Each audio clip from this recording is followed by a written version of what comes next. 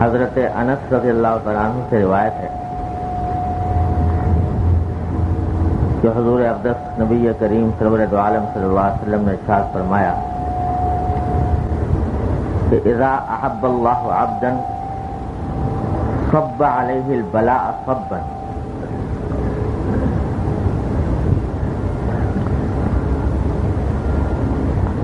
اور بعض کتابوں میں یہ الفاظ اس کے جگہ یہ مروی ہیں کہ اذا احب اللہ عبدا ابتلاہ حتی یسمع تضرعہ.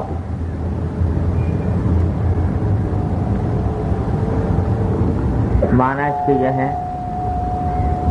حدیث کا ترجمہ یہ ہے کہ جب اللہ تبارک و تعالی کسی بندے سے محبت فرماتے ہیں تو بعض اوقات اس کے اوپر مختلف آزمائشیں بھیجتے ہیں، اور وہ آزمائشیں بارش کی طرح اس کے اوپر برستی ہیں. اور بعض روایتوں میں اسی کے اندر یہ اضافہ ہے کہ جب ملائکہ فرشتے یہ کہتے ہیں کہ اللہ یہ تو آپ کا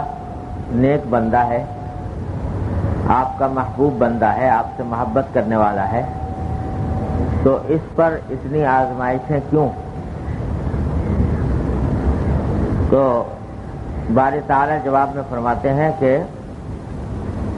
اس کو اسی حالت میں رہنے دو، اس لیے کہ میں چاہتا ہوں، مجھے یہ بات پسند ہے کہ میں اس کی آواز سنوں، اس کی دعا کی آواز سنوں، اس کی عاجزی اور گریہ وزاری کی آواز سنوں. یہ الفاظ ہیں حدیث کے. یہ حدیث اگرچہ سند کے اعتبار سے کمزور ہے، لیکن اس معنی کی متعدد احادیث آئی ہیں، ایک سے زیادہ. مثلا آگے حضرت ابو امامہ رضی اللہ تعالیٰ عنہ کی حدیث نقل کی ہے، اس کا بھی تقریباً مفہوم یہ ہے کہ اللہ تعالیٰ فرشتوں سے فرماتے ہیں کہ میرے بندے کے پاس جاؤ اور اس کو آزمائش میں مبتلا کرو، تو میں اس کی آواز سننا پسند کرتا ہوں.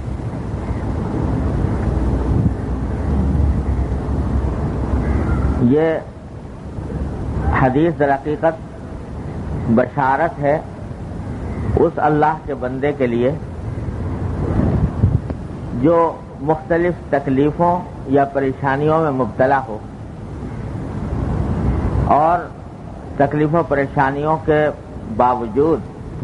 اس کا رابطہ اللہ تبارک و تعالیٰ کے ساتھ قائم ہو، اور وہ دعا کے ذریعے اپنی اس تکلیف اور پریشانی کو دور کرنے کی فکر کر رہا ہو، اس کے لیے اس حدیث میں بشارت. اور یہ بشارت ہے کہ یہ تکلیف جو دی جا رہی ہے، یہ در حقیقت یہ تکلیف اللہ جل جلالہ نے محبت کی، اور اللہ تبارک و تعالی نے اپنے کرم اور فضل سے یہ تکلیف دی ہے، ورنہ اس کا منشا کوئی اللہ تعالیٰ کی ناراضگی نہیں. اس کی تھوڑی سی تفصیل یہ ہے کہ جب بھی کوئی انسان کسی بلا میں مبتلا ہو، العیاذ باللہ، کسی پریشانی میں ہو، کسی تکلیف میں ہو، کسی بیماری میں ہو، افلاس میں ہو، تنگ دستی میں ہو، قرضے کی مصیبت میں ہو، بے روزگاری میں ہو، گھر کی پریشانی میں مبتلا ہو، تو یہ پریشانیاں جو بھی انسان کو دنیا میں آتی ہیں، یہ دو قسم کی ہوتی ہیں. بعض مرتبہ پریشانیاں ہوتی ہیں، اللہ بچائے، اللہ تعالیٰ کی طرف سے قہر ہوتا ہے، اللہ تعالیٰ کی طرف سے عذاب ہوتا ہے. آخرت، اصل انسان کے برے اعمال کا بدلہ تو ملنا ہے آخرت میں، لیکن اللہ تعالیٰ بعض اوقات دنیا میں بھی عذاب کا مزہ چکھا دیتے ہیں. جیسے قرآن کریم نے فرمایا وَلَنُذِيقَنَّهُم مِّنَ الْعَذَابِ الْأَدْنَىٰ دُونَ الْعَذَابِ الْأَكْبَرِ لَعَلَّهُمْ يَرْجِعُونَ. کہ جو آخرت میں بڑا عذاب آنے والا ہے اس سے پہلے ہم تھوڑا سا عذاب کا مزہ دنیا میں بھی چکھاتے ہیں تاکہ ان کو ایک مرتبہ تازیانہ لگے اور یہ اپنی بدعمالیوں سے باز آئیں۔ تو بعض مرتبہ تکلیفیں ہوتی ہیں، پریشانیاں ہوتی ہیں، وہ ہوتی ہیں در حقیقت اللہ تعالیٰ کے عذاب کے طور پر، سزا کے طور پر، اور بعض مرتبہ پریشانیاں اس وجہ سے ہوتی ہیں جو یہاں پر مذکور ہے کہ اللہ تبارک و تعالیٰ کی طرف سے بندے کے درجات بلند کرنے ہوتے ہیں، اس کو کہیں سے کہیں پہنچانا ہوتا ہے، اور اس درجات کی بلندی کے لیے، اجر و ثواب میں اضافے کے لیے اس کو تکلیفیں دی جاتی ہیں۔ تو دونوں میں فرق کیا ہے، کیسے پتہ لگے کہ یہ تکلیف جو ہمیں پیش آ رہی ہے یہ پہلی قسم کی ہے یا دوسری قسم کی ہے؟ تو اس کی علامت بالکل صاف اور واضح ہے۔ وہ علامت یہ ہے کہ اگر کسی تکلیف اور پریشانی کے موقع پر انسان اللہ کی طرف رجوع کرنا چھوڑ دے اور اس کے دل میں وہ اللہ تعالیٰ کی تقدیر کا شکوہ کرنے لگے کہ میں ہی رہ گیا تھا اس پریشانی کے لیے، میں ہی رہ گیا تھا اس تکلیف کے لیے، کیوں میرے اوپر یہ تکلیفیں آ رہی ہیں، شکوہ کرنے لگے، گلہ کرنے لگے اور وہ اللہ تعالیٰ کی طرف رجوع کرنا چھوڑ دے۔ تکلیفوں کی حالت میں آدمی جو پھنس کر پہلے نمازی تھا، نماز چھوڑ دی، کچھ معمولات کا پابند تھا، وہ معمولات چھوڑ دیے، اور اللہ تعالیٰ کی طرف رجوع نہیں کر رہا، اس تکلیف کو دور کرنے کے لیے سارے ہاتھ پاؤں مار رہا ہے، اپنے ظاہری کام کر رہا ہے، لیکن اللہ تعالیٰ کی طرف رجوع نہیں کرتا، دعا نہیں کرتا، اللہ تعالیٰ سے مانگتا نہیں، استغفار نہیں کرتا، توبہ نہیں کرتا۔ یہ علامت اللہ بچائے اس بات کی ہے کہ یہ تکلیفیں اللہ تعالیٰ کی طرف سے قہر ہیں،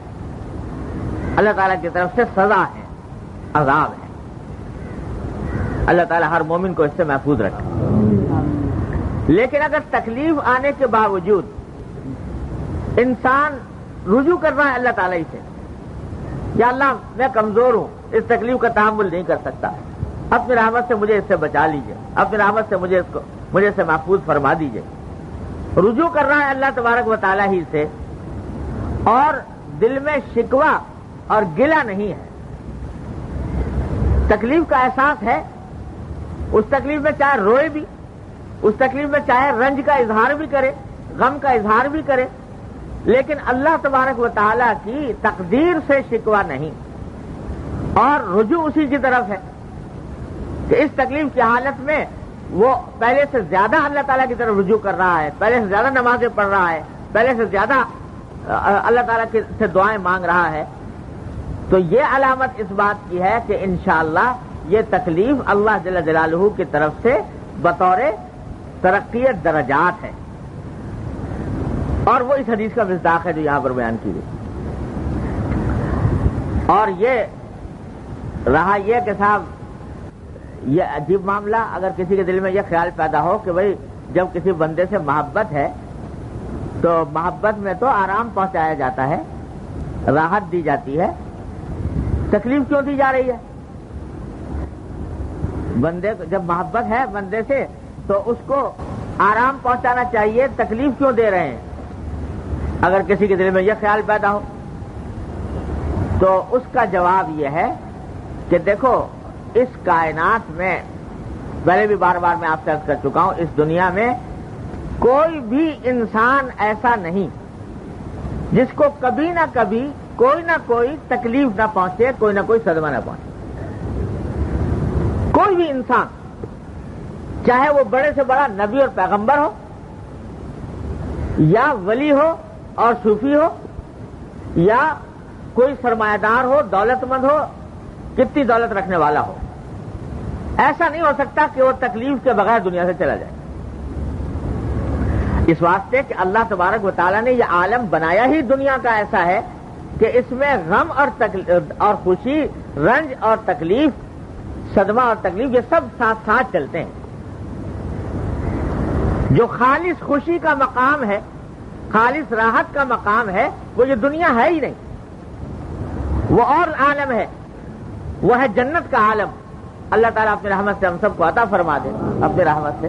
وہ ہے عالم راحت کا اور خوشی کا کہ لا خوف علیہم ولا ہم یحزنون، وہاں نہ کوئی خوف ہے، نہ کوئی غم ہے،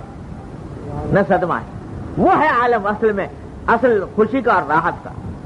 دنیا تو بنائی ہی اللہ تعالیٰ نے ایسا ہے، ایسی چیز ہے جس میں کبھی خوشی ہوگی، کبھی غم ہوگا، کبھی سردی ہوگی، کبھی گرمی ہوگی، کبھی دھوپ ہوگی، کبھی چھاؤں ہوگی، کبھی ایک حالت ہوگی، کبھی دوسری حالت ہوگی۔ تو دنیا تو اصل میں ہے ہی ایسی چیز، لہذا اس میں ایسا ممکن نہیں کہ کوئی شخص بے غم ہو کر بیٹھ جائے، ہو ہی نہیں سکتا۔ ہمارے حضرت والا حضرت حکیم الامت رضی اللہ تعالیٰ سرہ نے اپنے مواعظ میں قصہ لکھا ہے کہ ایک شخص تھا، اس کی ملاقات ہو گئی کہیں حضرت خضر علیہ السلام سے، حضرت خضر علیہ السلام سے کہیں ملاقات ہوئی، تو اس نے حضرت خضر علیہ السلام سے کہا کہ حضرت میرے واسطے یہ دعا کر دیجئے کہ مجھے زندگی میں کوئی غم تکلیف نہ آئے اور میں ساری زندگی بے غم ہو کر گزاروں، کبھی کوئی تکلیف نہ پہنچے۔ حضرت خضر علیہ السلام نے فرمایا کہ بھائی یہ دعا تو ہو نہیں سکتی یہاں دنیا میں، کیونکہ غم تو آئے گا، تکلیف تو آئے گی، لہذا میں یہ دعا تو نہیں کر سکتا۔ البتہ ایک بات کر سکتا ہوں، وہ یہ کہ تم ذرا تلاش کرو اپنے ماحول میں جو آدمی تمہیں سب سے زیادہ بے غم نظر آئے یا سب سے زیادہ کم تکلیف والا نظر آئے، سب سے زیادہ راحت میں نظر آئے، اس کا مجھے ذرا پتہ بتا دینا، اس کے لیے میں تمہارے یہ دعا کر دوں کہ اللہ میاں اس کو ایسا بنا دیجئے۔ یہ آدمی جو سب سے زیادہ راحت میں ہے، سب سے زیادہ آرام میں ہے، عیش میں ہے، اور تکلیفیں اس کو سب سے کم ہیں، تو اس جیسا بنا دیجئے، یہ دعا کر دوں۔ تو تلاش کر کے بتاؤ کوئی آدمی۔ یہ بڑے خوش ہوئے، انہوں نے سوچا کہ چلو کم از کم ایسی دعا تو ایسا تو مل جائے گا کہ جو بہت زیادہ راحت اور آرام میں ہے، عیش میں ہے۔ تو یہ تلاش کرنے کے لیے نکلے، چاروں طرف گھوم پھر کے دیکھا تو ایک جوہر ہی ملا، جو جوہر یہ سونا چاندی زیورات اور یہ قیمتی پتھر یہ فروخت کرتا تھا۔ تو دیکھا تھا بڑی عالی شان اس کی دکان تھی، اس میں نوکر چاکر تھے اور بڑی شاندار سواری میں سوار ہو کے آتا تھا، اور اس کی دکان بھی بڑی مزین اور آراستہ پیراستہ، گھر بھی بڑا عالی شان۔ اور جا کے دیکھا تو بیٹے اس کے بڑے خوبصورت اور صحت مند دکان کے اوپر بیٹھے ہوئے۔ تو ظاہری حالات سے بالکل معلوم ہوا کہ یہ شخص بڑا عیش میں ہے۔ تو خیال ہوا کہ اس کے بارے میں دعا کراؤں کہ ایسا بن جاؤں۔ لیکن جب دعا کرانے کے جانے لگے تو خیال آیا کہ ذرا اس سے پوچھ تو لوں کہ بھائی تم کس حال میں ہو، کہیں ایسا تو نہیں کہ اندر کوئی اور گڑبڑ ہو اور پھر جو رہی صحیح حالت ہے اس سے بھی جاؤں۔ تو جا کے پوچھا اس سے کہ بھائی تم بڑے آرام میں معلوم ہوتے ہو، بڑے دولت مند ہو، بڑی اچھی دکان ہے، بڑے نوکر چاکر ہیں اور ساری دنیا کی راحتیں نظر آتی ہیں، تو کوئی ایسا تو نہیں کہ میں چاہتا ہوں تم جیسا بن جاؤں، تو کوئی ایسا تو نہیں، کوئی تکلیف تو میں ایسی لاحق ہو کہ پریشان کن ہو؟ تو وہ تنہائی میں لے گیا کہ ذرا میرے ساتھ آؤ۔ لے جا کر اس سے کہا کہ بھائی تم مجھے سمجھتے ہو کہ میں بڑا دولت مند اور بڑا عیش و آرام میں ہوں، میں تو یہ سمجھتا ہوں کہ اس دنیا میں مجھ سے زیادہ غم میں اور تکلیف میں کوئی اور ہے ہی نہیں۔ اور پھر اسے جو تفصیل بتائی اپنے گھر کی،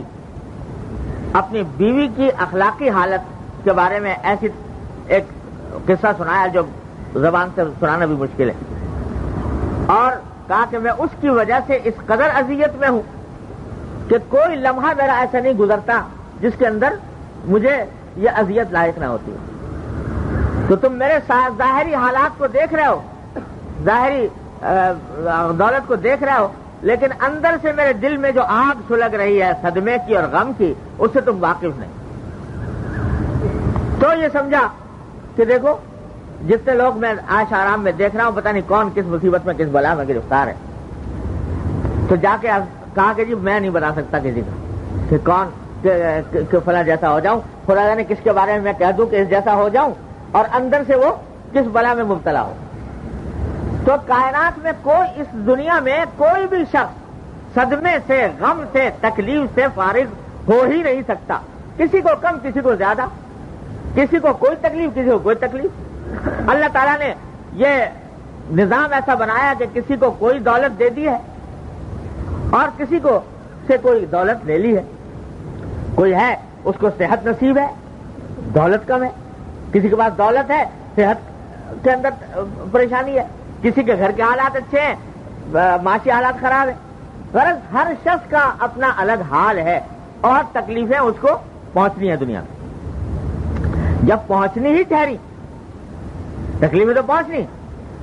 پہنچنی ہی ٹھہری, تو اللہ تبارک و تعالیٰ فرماتے ہیں کہ یہ میرا محبوب بندہ ہے تو میں اس کے لیے تکلیف کو دائمی راحت کا ذریعہ بنانا چاہتا ہوں کہ یہ تکلیف اور یہ صدمہ, یہ پریشانی اس کے لیے دائمی راحت کا ذریعہ بن جائے اور اس کا مقام بلند ہو جائے. آخرت میں جب پہنچے میرے پاس تو ایسا پاک صاف ہو کر پہنچے کہ یہ اعلیٰ ترین درجات کا مستحق ہے. اس واسطے عطا فرماتے اور اپنے پیاروں کو دیتے ہیں. انبیاء علیہ السلام سے زیادہ محبوب تو اس کائنات میں کوئی ہو نہیں سکتا. لیکن حدیث میں آیا, نبی کریم سرور دو عالم صلی اللہ علیہ وسلم نے ارشاد فرمایا, اشد الناس بلاء الانبیاء ثم الامثل فالامثل, کہ اس دنیا میں سب سے زیادہ آزمائشیں آتی ہیں انبیاء علیہ السلام پر, اور پھر ان کے بعد جتنا کوئی ان سے زیادہ قریب ہوتا ہے, ان سے مشابہت رکھنے والا ہوتا ہے, اتنی آزمائشیں اس کے اوپر آتی ہیں. جتنا ان سے قریب ہوتا جائے گا اتنا ہی آزمائشیں ان کے اوپر آئیں گی. دیکھو ابراہیم خلیل اللہ لقب ہے کہ نہیں؟ خلیل اللہ کے معنی اللہ کے دوست, اللہ کے دوست. مگر کیا کیا بلائے, کیا کیا مصائب آئے اور کیا کیا آزمائشیں پیش آئیں. آگ میں ان کو ڈالا جا رہا ہے, بیٹے کو ذبح کرنے کا ان کو حکم آ رہا ہے, بیوی بچے کو ایک بے آب و گیاہ وادی میں چھوڑ کر جانے کا حکم ان کے اوپر آ رہا ہے. غرض کوئی نو تکلیف کی ایسی نہیں ہے جو ان کے اوپر آئی نہ ہو. اپنے پیارے ہیں لیکن دیا جا رہا ہے, تکلیف دی جا رہی ہے. اس واسطے دی جا رہی ہے تاکہ ان کے درجات بلند کیے جائیں. ارے جب ان تکلیفوں کا انعام ملے گا آخرت میں تو اس وقت پتہ چلے گا کہ یہ تکلیفیں تو کوئی پرکاہ کے برابر حیثیت ہی نہیں رکھتی تھی. وہ تو بھول جائے گا انسان, اور پھر اس کے بدلے جو انعامات اللہ تبارک و تعالیٰ کی طرف سے ہوں گے تو ان کا کچھ ٹھکانہ نہیں. اسی لیے حدیث میں آتا ہے کہ حضور اقدس نبی کریم صلی اللہ علیہ وسلم نے ارشاد فرمایا کہ جب اللہ جل جلالہ آخرت میں صبر کرنے والوں کو صبر کا انعام عطا فرمائیں گے, تکلیفیں جن کو ملی تھی اور ان تکلیفوں پر انہوں نے صبر کیا تھا, اس پر جب انعام عطا فرمائیں گے اللہ تبارک و تعالی تو دوسرے لوگ ان انعامات کو دیکھ کر یہ تمنا کریں گے کہ کاش دنیا میں ہماری کھالیں قینچیوں سے کاٹی گئی ہوتی, ہماری کھالیں قینچیوں سے کاٹی گئی ہوتی, اس پر ہم صبر کرتے تو آج ہم بھی انعامات کے مستحق ہوتے. تو یہ جو قرآن کریم میں فرمایا کہ جب آدمی وہاں پہنچے گا, یہ ہمیں محدود نظر کی وجہ سے, محدود عقل کی وجہ سے ہم اس دنیا ہی کو سب کچھ سمجھے بیٹھے ہیں, لیکن جب وہاں پہنچے گا انسان تو دنیا کا تصور اس کو ایسا آئے گا کأنہم لم یلبثوا الا عشیۃ او ضحاہا, کہ ساری عمر ایسا لگے گا جیسے کہ شام کا ایک شام گزر گئی یا ایک صبح گزر گئی, وہ لگے گی. اور آخرت کی جو ابدی اور لازوال زندگی ہے وہ پھر اللہ تبارک و تعالیٰ عطا فرمائیں گے. تو یہ تو بھول جاؤ گے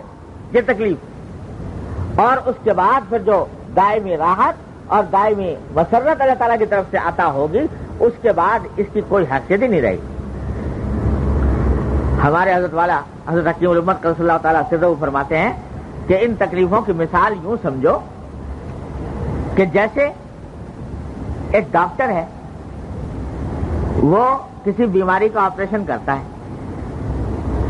جسم میں زخم ہو گیا ہے، کوئی بیماری پیدا ہو گئی ہے، آپریشن کیا، آپریشن کرنے میں تکلیف ہوئی کہ نہیں ہوئی؟ لیکن اس تکلیف جاننے کے باوجود انسان خود درخواستیں کر کے، منتیں کر کے آپریشن کرواتا ہے کہ بھائی میرا آپریشن کر دو، اور فیس بھی دیتا ہے الٹی کہ پیسے دے رہا اس واسطے کہ میرے اوپر نشتر چلاؤ۔ یہ نشتر جو چلائے جا رہے ہیں اس کو باقاعدہ فیس دے کر منتیں کر کے چلا رہا ہے نشتر،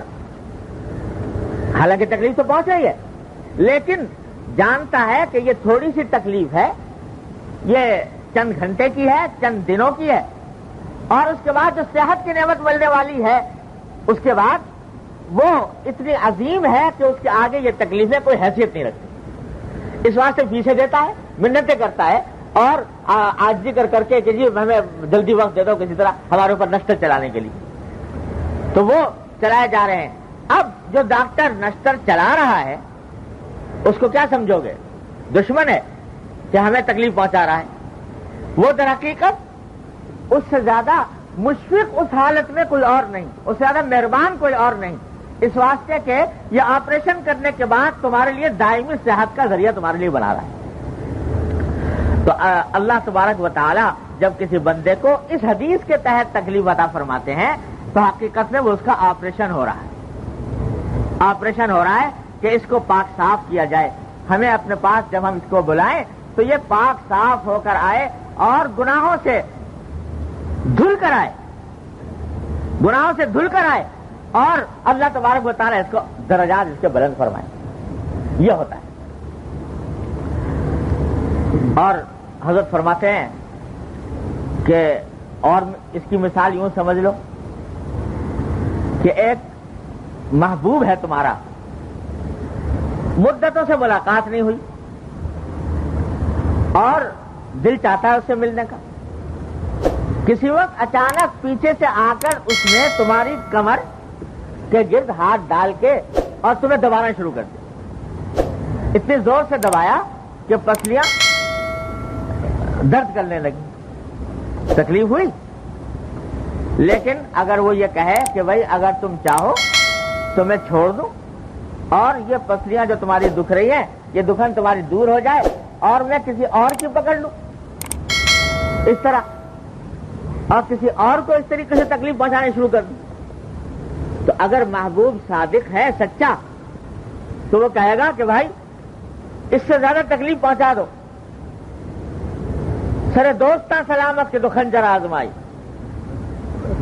سرے دوستاں سلامت کہ تو خنجر آزمائی، نہ شود نصیب دشمن کے شود ہلاک تیغت، سرے دوستاں سلامت کہ تو خنجر آزمائی، تیرے خنجر یہ دشمنوں کے، میں نہیں چاہتا کہ تیرا خنجر دشمنوں پر چلے، تیرا نشتر دشمنوں پر چلے، یہ تو سرے دوستاں سلامت کہ تو خنجر آزمائی۔ تو اللہ تبارک و تعالیٰ کی طرف سے یہ جو آتی ہیں تکلیفیں، حقیقت میں اللہ کے ان بندوں پر جو رجوع کرنے والے ہیں اللہ تعالیٰ کی طرف،